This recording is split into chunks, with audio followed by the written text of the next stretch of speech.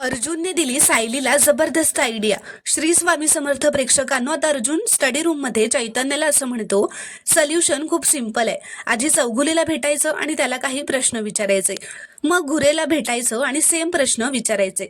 जर ते दोघं खोटं बोलत असतील तर त्यांची उत्तरं कधीच मॅच होणार नाहीत. आता या दोघांचं बोलणं सायली स्टडी रूम बाहेरून ऐकत असते आणि आता अर्जुनला सुद्धा ते माहीत असतं, कारण अर्जुनला सुद्धा तेच हवं असतं की सायलीने या दोघांचं बोलणं ऐकावं आणि ह्यातून सायलीला ही आयडिया यावी आणि तिने तिच्या आईबाबांसोबत सुद्धा हेच करून पाहावं. म्हणजे मैनावतीला तिने एकदा एक प्रश्न विचारावा आणि दुसऱ्या वेळी सदाशिवला तोच प्रश्न विचारावा आणि त्या दोघांची उत्तरं मॅच होत आहेत का ते पाहावं. आता सायलीने या दोघांचं बोलणं ऐकलेलं असतं, म्हणून ती सुद्धा ही सेम गोष्ट तिच्या आईबाबांसोबत करून पाहते. ती आता एकदा एक प्रश्न एकट्यामध्ये असताना मैनावतीला विचारते आणि नंतर सदाशिवला सुद्धा तो सेम प्रश्न विचारते.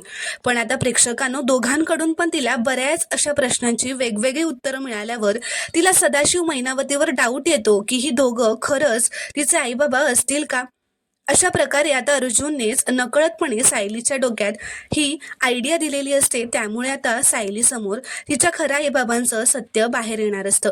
प्रेक्षकांना, तुम्हाला जर का हा व्हिडिओ आवडला असेल तर व्हिडिओ लाईक करा, कॉमेंट करा, शेअर करा व चॅनलला प्लीज सबस्क्राईब करा.